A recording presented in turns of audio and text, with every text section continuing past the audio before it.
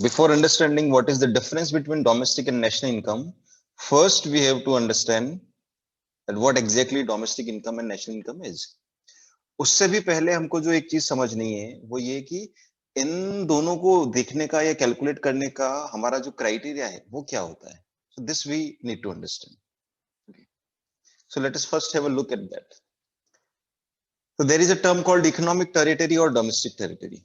पहले इसका डिफरेंस जो है वो हम लोग समझते हैं कि क्या चीज होती है. Now we see here the map of India.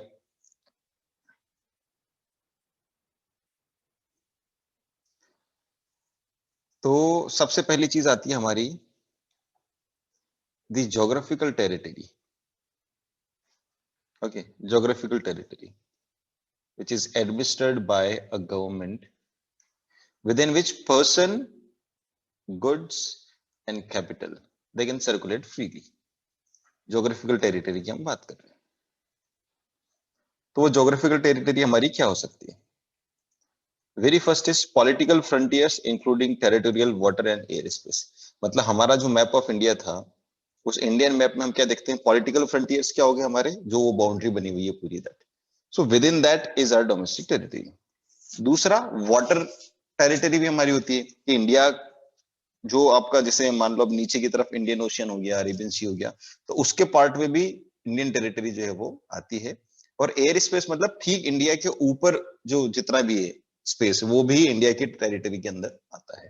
ठीक है, मतलब ऐसा होता है कि जैसे पाकिस्तान से किसी को बांग्लादेश जाना है वायर एयरप्लेन, ठीक है, तो अगर वो इंडिया के ऊपर से जा रहा है तो Pakistan has to take permission from India. ठीक है, तो वो क्योंकि वो इंडिया की एयर टेरिटरी का पार्ट है, तो ऊपर से जा रहा है तो Pakistan has to take permission. अगर वो परमिशन नहीं ले रखी है तो फिर then there is a trouble, क्योंकि फिर हो सकता है इंडिया वालों को लगे यार क्या पता कौन है, अननोन है, और ऐसा ऐसा करके बॉम्ब बॉम्ब गिरा दे ऊपर से जाते हुए. तो ठीक है, तो इसलिए परमिशन जो है वो लेना पड़ता है. So that is also part of common flight Indian भी तो होती है ना ऐसे डोमेस्टिक जो. टेरिटरी. हाँ बोलो सर कॉमन फ्लाइट भी तो होती है जो ऑल ओवर वर्ल्ड में होती है, तो सर हर कंट्री एक दूसरे से परमिशन थोड़ी लेते बार बार. नहीं, बार बार नहीं, इट्स टेकन, परमिशन लेनी पड़ती है ना. उसके लिए क्या थोड़ा थोड़ा सा डिटेल्ड है. उसके लिए there is an organisation named IATA, IATA. Okay, it is Indian Air Transport Association, Indian no, International Air Transport Association. तो आईटा के मेंबर्स होते हैं फिर अलग अलग कंट्रीज. तो उसमें पहले से डिफाइंड रहता है अगर रेगुलर फ्लाइट्स हो रही है तो the permission is already taken, और उसमें टाइमिंग्स और वो सारी चीजें की डिटेल जो है वो आ जाती है. फिर उसका रेडार के अंदर उसका एंट्री हो जाता है कि कौन सा एयरप्लेन जो है वो जा रहा है. ठीक है, तो वो पूरी की पूरी डिटेल्स जो है वो देनी पड़ती है जिस भी कंट्री के ऊपर से प्लेन जा रहा है, चाहे इंडिया के ऊपर से बाकी दूसरी कंट्रीज के प्लेन जा रहे हो, चाहे इंडिया का प्लेन किसी दूसरी कंट्रीज के ऊपर से जा रहा हो. So these all the details have to send. अगर हम किसी भी कंट्री के एयर स्पेस को यूज कर रहे हैं तो उस कंट्री के पास डिटेल्स होनी चाहिए, otherwise the country will see it as an alien plane. Alien मतलब क्या पता क्या है क्या नहीं है. ठीक है, तो ऐसे तो हमले हो सकते हैं ना, अगर नहीं उसका ध्यान रखेंगे, इंडिया के ऊपर से कोई प्लेन जा रहा है उसकी डिटेल हमारे पास में नहीं है, उसका ध्यान नहीं रखेंगे तो क्या होगा. ठीक है, तो वो चीजें जो है वो यहाँ पर देखी ओशंस में भी होता होगा ना वो. हाँ सर बोलो. सी सर सी पोर्ट पे भी तो होता होगा ना, सी में जितने भी भी सब एग्जैक्टली बड़ी. उसमें भी होता है, बिल्कुल उसमें भी होता है. ठीक है, उसमें भी जरूरी है क्योंकि these two are the ways. जो अभी जैसे जमीन पर तो रेस्ट्रिक्शन है बहुत सारे है ना, सर वो पकड़ में आ जाता है, बट हवा में और पानी में कैसे आएगा पकड़ में. तो देन रेडार जो है वो ट्रेस करते हैं उस चीज को. तो और वो रहता है, नहीं तो फिर अटैक, अभी जैसे आपका जो मुंबई वाला जो अटैक था ताज वाला, वहां पर थोड़ा सा गड़बड़ हो गया ना, टू आइडेंटिफाई द शिप, उस शिप को हम प्रॉपर तरीके से आइडेंटिफाई नहीं कर पाए, एंड देन दे केम इन, और उसके बाद में फिर पूरा का पूरा जो वो हो गया. तो ये प्रॉब्लम हो सकती है. हाँ सर ऐसे मतलब किसी कंट्री के ऊपर अगर सैटेलाइट है तो उसके लिए भी उससे परमिशन लेनी पड़ेगी कंट्री से? बिल्कुल लेनी पड़ेगी, बिल्कुल लेनी पड़ेगी. ठीक है, तो वो तो है. और अगर सर कोई से, और अगर ऐसे कोई परमिशन नहीं दें फिर भी वो ऊपर से सैटेलाइट ले आते हैं तो? सर नहीं, देखो उसमें देखो समझना ना, परमिशन केवल इतनी सी चीज की है, हम किसी भी कंट्री का एयर स्पेस अगर यूज कर रहे हैं तो we have to take permission. India किसी भी कंट्री के ऊपर का एयर स्पेस यूज करता है, चाहे वो अपने सैटेलाइट पास करने के लिए हो, क्योंकि उस कंट्री को अपने एयर स्पेस में ऊपर कुछ भी नजर आएगा, उनका रेडार उसको कैप्चर करेगा, और रेडार के पास अगर इंफॉर्मेशन नहीं होगी, they even have the right to destroy that. क्योंकि उनको थ्रेट, उनको थोड़ी पता है क्या आ रहा है क्या नहीं आ रहा है, इंडिया का है कहाँ का है, अच्छी बात है बुरी बात है, उनको थोड़ी पता है। उनको तो सीधा वो नजर आ रहा है and they do not have the information. उनकी इच्छा, अगर वो ट्रेस करेंगे तो ठीक है, और वो चाहे तो उसको उड़ा सकते हैं, नोबडी विल से एनीथिंग, क्योंकि उनके एयर स्पेस में अगर कोई चीज आ रही है बिना इजाजत के तो उनकी कंट्री के लिए थ्रेट हो सकता है, so they have all the right to destroy it, simple. Okay, चलो इसके ऊपर ज्यादा डिस्कशन नहीं करेंगे, टॉपिक से भटक जाएंगे वरना, ठीक है। बट आई होप आपको ये थोड़ा सा जो चीज मैंने बताया वो आपको समझ में आया हो। यस और नो? सर ये पॉलिटिकल फ्रंटियर्स कैसे मतलब? पॉलिटिकल फ्रंटियर मतलब जो हमारा मैप ऑफ इंडिया है वो पॉलिटिकल बाउंड्रीज है। हम पढ़ते हैं ना, नाइन्थ अच्छा। 9th 10th में हमने पढ़ा ना पॉलिटिकल मैप। तो पॉलिटिकल मैप क्या होता है? यस जिसमें सर। बाउंड्री बनी होती है ऐसी, ठीक है। तो हाँ ज्योग्राफिकल बाउंड्री बनी होती है ना कि इतना इतना इंडिया है, दैट इज पॉलिटिकल फ्रंटियर्स, ठीक है, जो लैंड सर तो बाउंड्रीज जो नजर आ रही है। सर जो वाटर फ्रंट, वाटर तो कोई बाउंड्री नहीं कह सकते ना अपन। हाँ नहीं नहीं, वाटर में भी होती है बाउंड्रीज, वाटर में भी होती है। अभी देखो 200 समझो, किलोमीटर्स यहाँ जब फ्रॉम हम द बोल रहे हैं लैंड। ना पॉलिटिकल बाउंड्रीज बोल रहे हैं, पॉलिटिकल बाउंड्रीज में तीन चीजें हम इंक्लूड कर रहे हैं, ठीक है। कौन कौन सी? सबसे पहले टेरिटोरियल बाउंड्री, यानी जो हमारा जो मैप बना हुआ है जो हम लोगों को नजर आता है ना, लास्ट स्क्रीन पर आपने देखा ना, this this you have seen, ये हमारी टेरिटोरियल यस बाउंड्री है, सर। ठीक है।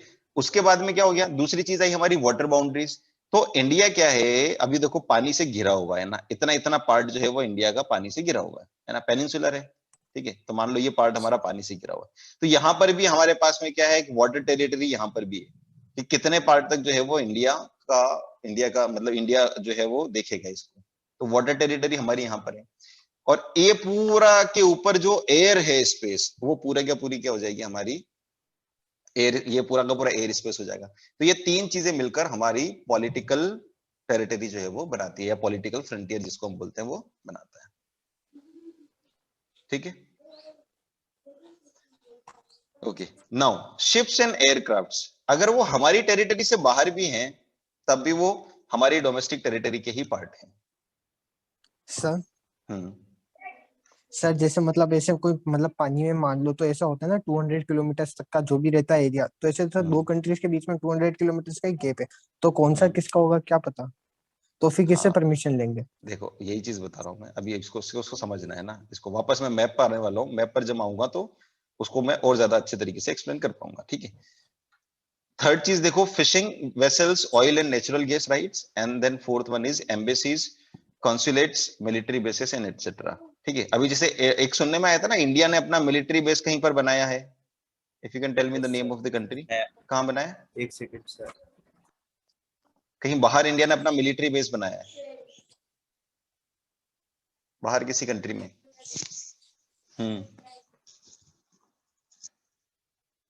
ओके, अब देखो ये चारों चीजों को समझने के लिए वापस से मैं जो है वो इंडिया का मैप यहाँ पर लेकर आता हूँ। Let me see if the map comes in, नहीं पीछे की तरफ ही चलते हैं। So will see here the map, क्या क्या चीजें थी याद रखना पॉइंट है ना, ships and aircrafts, fishing vessels and oil and natural gas rights, and embassies and consulates, ठीक है। अब इसको समझना है ना, now just look at the map, है ना, इस मैप को आप देखो and I will explain you here. देखो कोई भी इंडिया का शिप या एयरक्राफ्ट, अगर वो जैसे मान लो कोई शिप है, ये हमारा वाटर बाउंड्री हो गया, बट हमारा जो शिप है वो यहां पर ऑपरेट कर रहा है, सर कोई आइलैंड पे बनाया था, मारुतियन आइलैंड हाँ पे। कहाँ है वो आइलैंड? सर नॉर्थ, सही, एक सेकंड चेक ठीक करके है, बताता हूँ। हाँ it's okay it's okay it's okay. Okay so look at here, है ना, इसको समझो, ये शिप है इंडिया का, मान लो ये शिप जो है वो इंडिया से बाहर कहीं पर ऑपरेट कर रहा है, बट इस शिप के ऊपर जो भी एक्टिविटी हो रही है that activity will be part of Indian domestic territory. मान लो ये शिप जो है वो कुछ लंबे 3 महीने 2 महीने के लिए यहीं पर पड़ा है, शिप पर कोई भी एक्टिविटी हो रही है, तब भी इंडिया की डोमेस्टिक टेरिटरी का पार्ट है, दो it is not the part of political frontier, ठीक है, तब भी ये यहाँ का पार्ट जो है वो कहलाएगा। Okay, are you getting it? ये वाली चीज आपको समझ में आ रही है, हाउ इज इट वर्किंग, है ना। उसी तरह से कोई एयरक्राफ्ट है जो इंडिया से बाहर गया हुआ है और उसके ऊपर भी कोई भी एक इकोनॉमिक एक्टिविटी होती है या खर्चा होता है, कुछ भी होता है, तो that will also be the part of domestic territory of India. अब वही है कि वो official Indian aircraft, official Indian ship, है ना, या मर्चेंट शिप। अभी मर्चेंट शिप होते हैं बहुत सारे, वो 2-2 3-3 महीने के लिए बाहर रहते हैं कंट्री से। So when they are out and still they are the part of domestic territory of our country. Sir जैसे कोई फ्लाइट ना सर यूएस या कहीं पे भी चली गई और फिर सर लॉकडाउन हो गया, तो फ्लाइट भी तो फिर क्या होगा सर? मतलब देखो फ्लाइट्स भी फ्लाइट, सब बंद हो गई तो? उसमें क्या हो रहा है, देखो फ्लाइट तो वो चली गई ना, फ्लाइट अभी ऑपरेट हो रही है, ठीक है, यू गेटिंग मी? अभी क्या हो रहा है, कोई भी अगर पर्सनल फ्लाइट है, इसमें क्या हो रहा है, ये जितने भी एक्सेप्शंस है ना, ये एक्सेप्शंस प्राइवेट वाले नहीं है। जैसे कोई प्राइवेट कंपनी, उसकी फ्लाइट चली गई, लॉकडाउन हो गया, अभी एयरक्राफ्ट जो है वो वहीं रखा हुआ है, कोई मतलब नहीं उसका, ठीक है, इट इज नॉट अर्निंग, उस पर अगर कोई इस तरह की एक्टिविटी हो ही नहीं रही है, तो फिर कोई प्रॉब्लम है ही नहीं उसमें। क्योंकि डोमेस्टिक इनकम मतलब क्या, अगर कुछ जनरेट हो रहा हो तो वो तो एक इमरजेंसी सिचुएशन है, तो सिचुएशन में जो जहां रह गया वो वहां रह गया, उसका कोई कैलकुलेशन नहीं है। लेकिन क्या होता है, कभी कभी कुछ ऑपरेशंस ऐसे होते हैं जिन ऑपरेशंस में शिप को, एयरक्राफ्ट को, जैसे मिलिट्री बेस हुआ, वो मिलिट्री बेस को कहीं पर जाना पड़ा, जैसे मान लो इंडिया के पास में मालदीव्स करके एक आइलैंड है, अगर मालदीव्स आइलैंड पर सर जो है वो इंडिया का मिलिट्री बेस जो है वो जाता है, ठीक है, इंडिया का मिलिट्री बेस जाता है, जो भी एक पॉलिटिकल डिसीजन होता है और उसके तहत इंडिया का मिलिट्री बेस यहाँ बनता है, ठीक है, तो ये ऑफिशियली इंडिया ने बनाया है, तो ये जो है वो पूरा का पूरा क्या होगा, it will also be the part of domestic territory part of of India. India, है ना। तो ये इस तरह से, मतलब इंडिया के बाहर भी कुछ चीजें जा रही है, बट वो क्या है, वो कंडीशंस पर जा रही है ना, वो कोई एक एक एक एक, एक कंट्री का एक कोई ऑपरेशन है, ठीक है, उस चीज के लिए जा रही है, तब भी वो डोमेस्टिक टेरिटरी का पार्ट ही कहलाएगी। इनमें 2-3 चीजें होती है, उसमें ज्यादा कंफ्यूजन नहीं है। कोई भी ऑफिशियल इंडिया का शिप हो गया, है ना, चाहे वो मर्चेंट शिप हुआ, चाहे वो कोई क्राफ्ट हो गया, है ना, एयरक्राफ्ट हुआ, कोई पनडुब्बी हो गई, है ना, ये कुछ भी अगर इस टेरिटरी, इस पॉलिटिकल फ्रंटियर से बाहर भी होता है, तब भी वो डोमेस्टिक टेरिटरी का पार्ट कहलाएगा। Point number 1। पॉइंट नंबर 2, अगर कोई मिलिट्री बेस इंडिया ने बाहर कहीं बनाया है ना, तब भी उसके सारे खर्चे और सब कुछ इंडिया से ऑपरेट हो रहे हैं, that will also be the part of Indian domestic territory. और तीसरी और सबसे इंपॉर्टेंट चीज होती है कि इंडियन एम्बेसीज बनी हुई है सारी कंट्रीज के अंदर। तो ये इंडिया हो गया, है ना, इंडिया के बाद में मानो यहाँ पर ये पाकिस्तान हो गया, ठीक है, पाकिस्तान के बाद जहां भी जो भी कंट्रीज जा रही है, चाहे वो हम लोग यूएस मान ले, चाहे हम लोग यूके मान ले, इधर नीचे की तरफ हम लोग ऑस्ट्रेलिया मान ले, इधर हम लोग न्यूजीलैंड मान ले, है ना, इधर हम लोग जापान मान ले, ये सारी अलग अलग जगह हैं। इन सारी जगहों पर क्या हो रहा है, इन सारी जगहों पर इंडिया की एम्बेसी बनी हुई है ना, इंडिया की एम्बेसी बनी हुई है। So that Indian embassy is the part of domestic territory of India.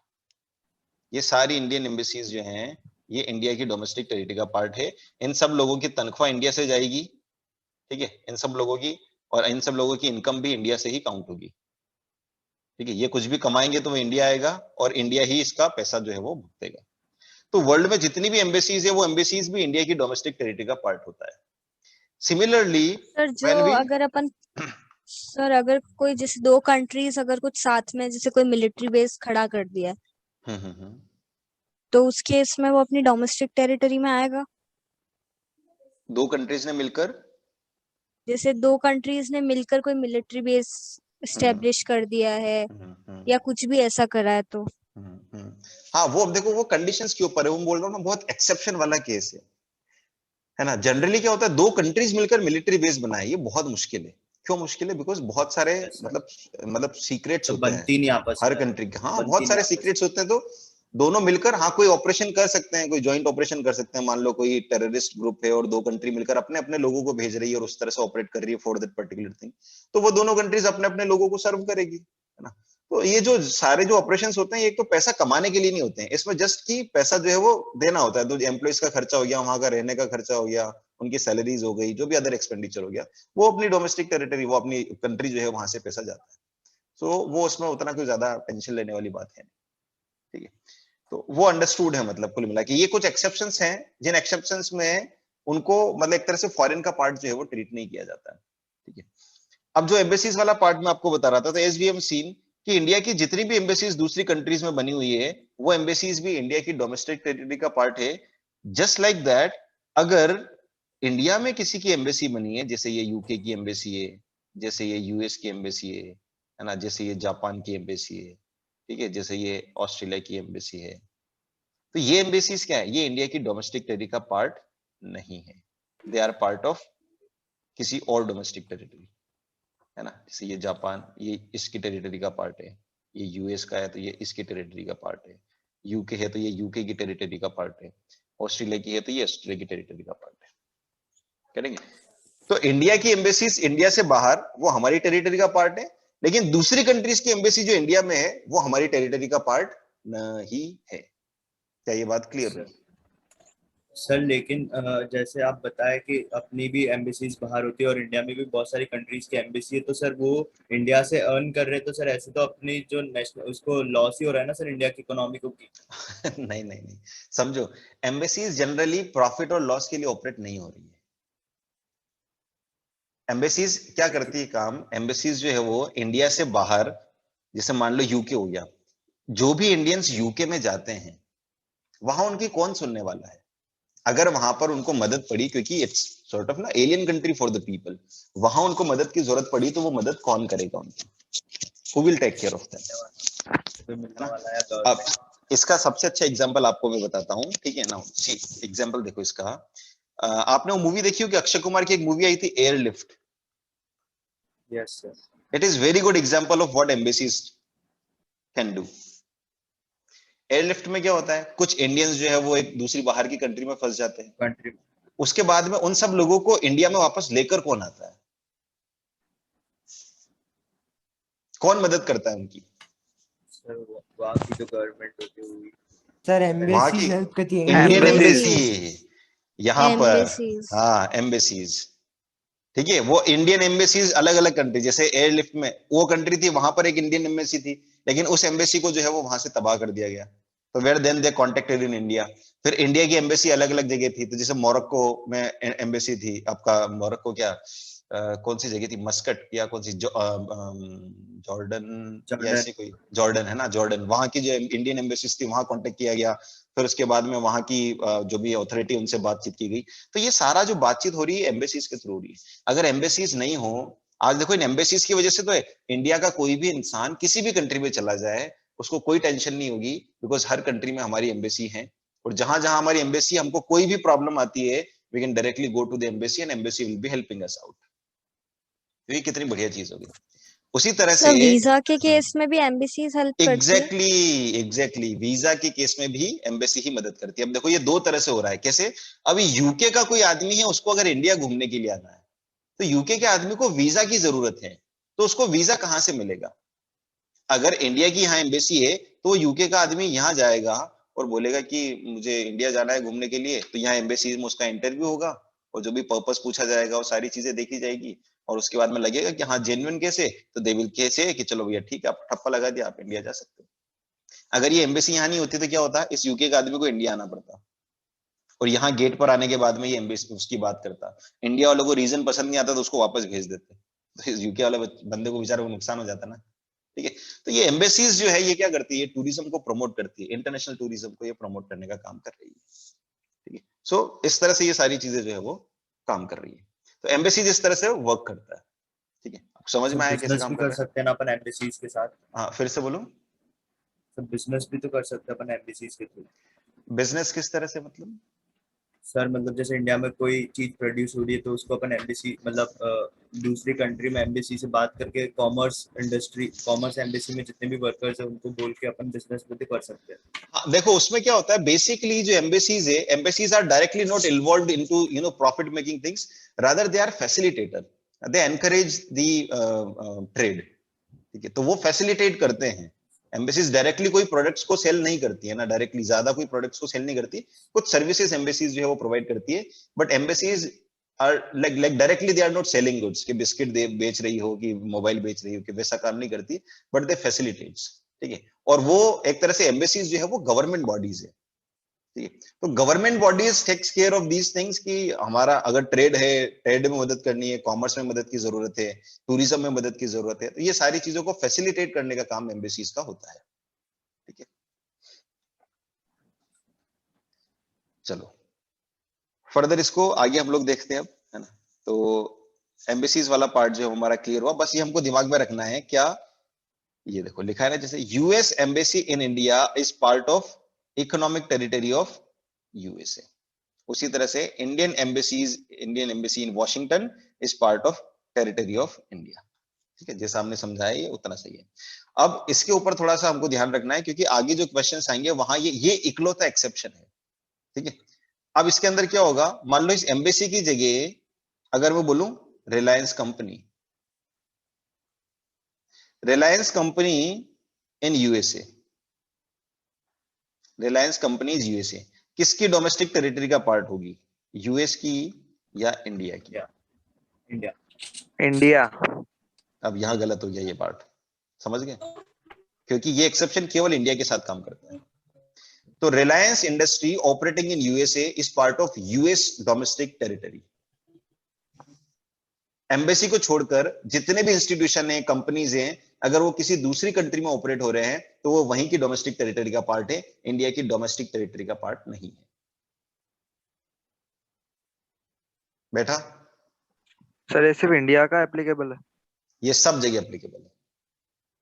उसी तरह से जैसे मान लो से टेस्ला अपना प्लांट इंडिया के अंदर खोलती है, तो टेस्ला का जो प्लांट इंडिया में ऑपरेट हो रहा है वो इंडिया की डोमेस्टिक टेरिटरी का पार्ट हो जाएगा। ठीक है, यस वो सर, इंडियन आपने देखा था ना, का पार्ट है। सरकारी बस होती है ना, आपने जिस सीट पे रुमाल रख दिया, आपका रुमाल है तो सीट आपकी।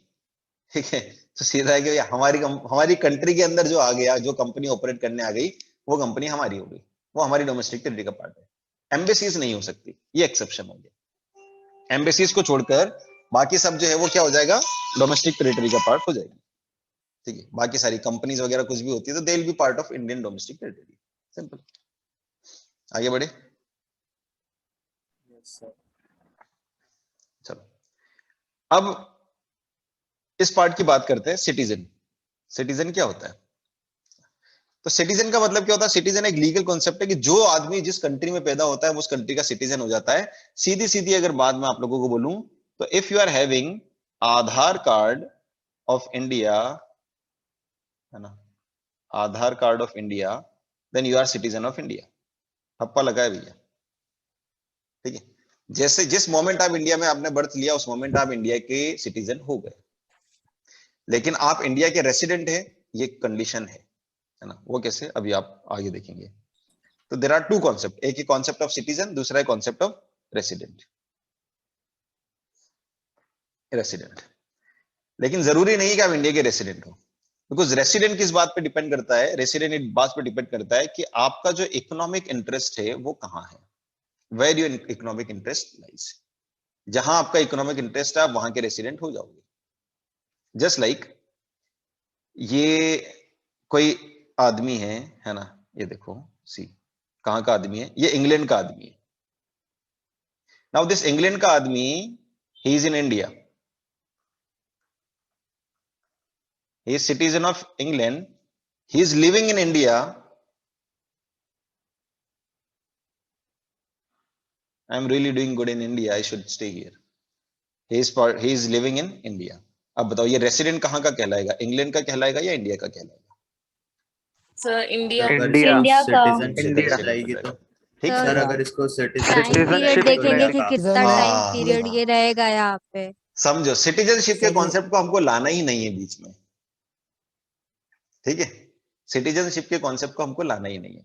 ये इंग्लैंड का सिटीजन है, he is living in India for more than 1 year, and what he are doing, he is involved here in income, consumption and production activity। ये इकोनॉमिक एक्टिविटीज हो गई। इन एक्टिविटी में अगर ये इन्वॉल्व है तो ये कहां का पार्ट हो जाएगा, ये कहां का रेसिडेंट हो जाएगा? He'll be the India. resident of India। Simple. इसमें ये सोचना ही नहीं हमको कि इसको इंडिया की सिटीजनशिप मिल जाएगी, वो मिल जाएगी, कोई नई सिटीजनशिप मिल रही है, इसको लाइफ टाइम सिटीजनशिप नहीं मिल रही है, तब भी ये इंडिया का रेसिडेंट ही कहलाएगा। ठीक है, he'll be counted as the resident of India।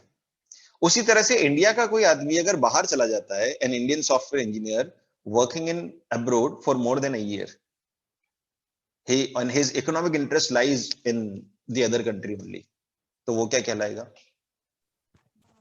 Resident. वो रेसिडेंट कहाँ का होगा, इंडिया का होगा या यूएस का होगा? यूएस। यूएस। यूएस का हो जाएगा। यूएस और का इंडिया के लिए क्या हो जाएगा वो? एनआरआई। एनआरआई। बस आ गया पकड़ में। ठीक है, तो एनआरआई जो है वो इंडियन सिटीजन हो सकते हैं? No yes sir sir. अरे यस सर क्यों नहीं? यस Yes, सर, एनआरआई जो है वो है। इंडियन सिटीजन हो Yes, सकते हैं। sir. NRIs are Indian citizen, but they are not resident of India, as in their interest lies in different country. ठीक है, मैं इंडिया में पैदा हुआ, उसके बाद में बाहर चला गया, मैं जिस मोमेंट इंडिया में पैदा हो गया उस मोमेंट में इंडिया का सिटीजन हो गया। ठीक है, मैं इंडियन सिटीजन हो गया, उसके बाद मैं अब्रोड चला गया और वहीं पर मैं काम कर रहा हूँ, वहीं पैसा कमा रहा हूँ, वहीं पर टैक्स पे कर रहा हूँ, वहीं खर्चा कर रहा हूँ, है ना, वहीं इन्वेस्टमेंट कर रहा हूँ, सारी चीजें वहीं कर रहा हूँ। मेरा इकोनॉमिक इंटरेस्ट जो है वो यूएस के अंदर है। तो मैं सिटीजन तो इंडिया का हूं, लेकिन मैं रेसिडेंट कहां का कहलाऊंगा? यूएस का कहलाऊंगा। इंडिया के लिए मैं हो जाऊंगा एनआरआई। अब ये बाद का एक लीगल प्रोसेस है कि उस लीगल प्रोसेस के तहत अगर मैं यूएस की सिटीजनशिप ले लेता हूं, है ना, तो फिर मैं इंडियन सिटीजन नहीं रहूंगा, फिर मैं यूएस का सिटीजन हो जाऊंगा। हाँ, क्योंकि मैंने मेरी सिटीजनशिप क्या कर ली? ट्रांसफर कर ली, तो वहां का मैं सिटीजन हो जाऊंगा।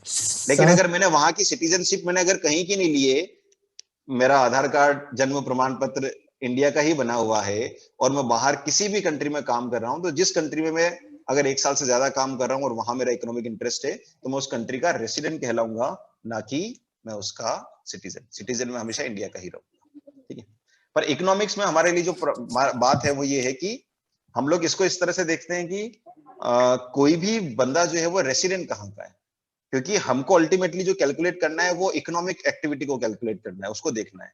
तो इकोनॉमिक एक्टिविटी से पैसा कहाँ जनरेट हो रहा है, ठीक है, और वो पैसा कहाँ आ रहा है, तो वो चीज हम लोग जो है वो देखेंगे। तो इफ दी, अगर सीधा सीधा यूं देखा जाए कि अगर किसी का इकोनॉमिक इंटरेस्ट जो है वो यूएस के अंदर है, तो वो यूएस की डोमेस्टिक इनकम का पार्ट है। किसी का इकोनॉमिक इंटरेस्ट इंडिया में है, तो इंडिया की डोमेस्टिक इनकम का पार्ट हो जाएगा। बहुत सिंपल है ये चीज। क्वेश्चन पूछ रहे थे कुछ? पर बिना सिटीजनशिप के तो बहुत सारी चीजें अटक सर जाती है ना, चाहे वो कोई सी भी कंट्री में हो। क्या अटक जाती है? जैसे जैसे सर अगर इंडिया में है तो बिना अगर अपने पास सिटीजनशिप नहीं है तो अपने पास यहाँ का आधार कार्ड ये सब तो होंगे नहीं, तो जरूरत ही नहीं, हमारे पास दूसरी तो कंट्री का आधार कार्ड है। वो काम थोड़ी करता है। नहीं, उस करना क्या है, काम क्या करना है उसका? सर अभी जैसे अभी अपने को हर चीज में आधार कार्ड और ये चाहिए होते हैं, चाहे आप किसी भी चीज की हाँ, रजिस्ट्रेशन या तो जो भी उसमें कराते हैं अपन। उसमें कुछ नहीं, उसमें वो फॉरेनर काउंट होता है ना, वो फॉरेन सिटीजन काउंट होता है और उसकी सीट, उसकी जगह का आईडी कार्ड लगता है, उसको दो चीजें लग जाती है। इंडिया में वो जिस कंपनी में काम कर रहा है, उस कंपनी का आईडी कार्ड लग जाता है, उसके पास में वीजा होता है, किसी दूसरी कंट्री का पासपोर्ट है और उसके पास में साथ में इंडिया का वीजा लगा हुआ है कि कितने टाइम से वो काम कर रहा है, किस पर्पज से काम कर रहा है, वो सारी डिटेल्स होती है। उसका कोई भी काम अटकता नहीं है, सारे काम होते हैं उसके। अब देखो, आधार सर कार्ड इज ऐसे कोई वर्किंग लाइक एन आइडेंटिटी। जैसे मान लो आज कोविड का बात कर लो, कोविड वैक्सीन लग रहा है और कोविड वैक्सीन के लिए आधार कार्ड लेकर जाना पड़ता है हमको। ठीक है, अब कोई फॉरेन सिटीजन हमारे यहाँ रह रहा है, लेकिन वो इंडियन रेसिडेंट हो गया है क्योंकि वो यहाँ पर 1 साल से ज्यादा काम कर रहा है। अभी उसको अगर वैक्सीन लगना होगा तो क्या करना होगा? तो कुछ नहीं, उसको पासपोर्ट लेकर जाना होगा, उसमें उसका वीजा लगा होगा, है ना, पासपोर्ट होगा, वीजा होगा, और भी अगर उसकी कंट्री का कोई आईडी होगा तो वो होगा। हालांकि उससे काम चल जाएगा, पासपोर्ट से, वीजा से, और वो जिस कंपनी में यहाँ पर काम कर रहा है उस कंपनी का आईडी कार्ड लग जाएगा, उसका वैक्सीनेशन हो जाएगा, कोई प्रॉब्लम नहीं, काम कुछ भी नहीं अटकेगा।